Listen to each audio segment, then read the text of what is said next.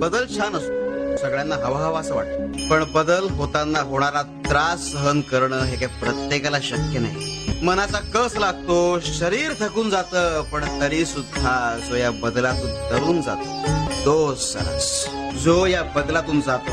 आणि आता या क्षणी आम्हाला त्याच्या सोबत असणं जास्त गरजेचं. गुरु काही फक्त आशीर्वाद देण्यापुरता नसतो, त्याला भक्ताची जबाबदारी घ्यावी लागते. फक्त आम्ही आहोत असं म्हणणं पुरेसं नाहीये, त्याच्या सोबत राहावं लागतं. शिवशंकर. आपलं कर्तव्य प्रथम.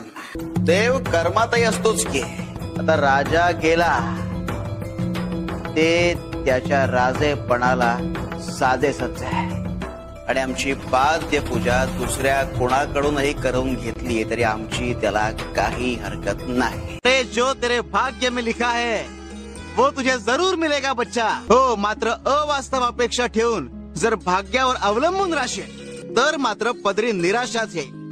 आत्म्यासारखा सुंदर मार्गदर्शक कोणीच नसतो, हे ध्यानात ठेव. सगळं मिळणार, फक्त सब्र हवा चांदुले.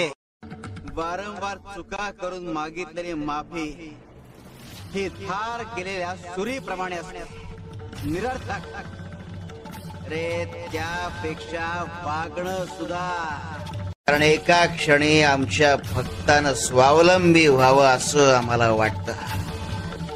कारण आमच्या भक्ताचं स्वावलंबी होणं म्हणजे आमच्या कृपेची सुरुवात. आम्हाला ज्याला जवळ घ्यायचंय त्याला आम्ही जवळ घेणार, आणि ज्याला नाही घ्यायचंय त्याला नाही घेणार. अरे ईश्वराला ना कसला दोष, ना सोयर, ना सुता.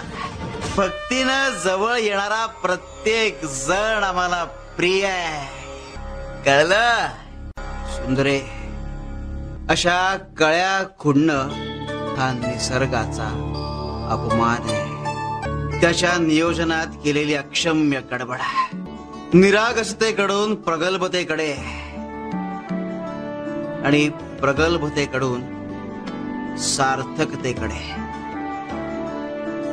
असा प्रवास हवा. आम्ही रक्षा देऊन कृपा केली होती, पण ती उधळून लावण्याचा करंटेपणा कुणी केला? तू ना. मग आता का रडतेस? हे असं असतं तुमचं. परमेश्वरी कृपा उधळून लावायची. आम्ही कृपा केली होती, औषधही दिलं होतं, पण ते कुणीतरी टाकून दिलं आणि म्हणून गुण नाही आला. या कारणानं रडत बसण्यात काय अर्थ आहे? शिव शंकर, नमामि शंकर, शिव शंकर शंभो.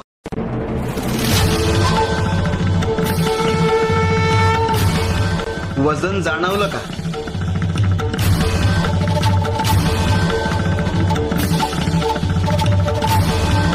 हे बघ, कुरमुरे काठोकाठ भरले तरी वजन जाणवलं नाही.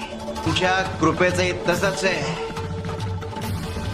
काठोकाठ भरलेली असली तरी दिसत नाही आणि जाणवतही नाही.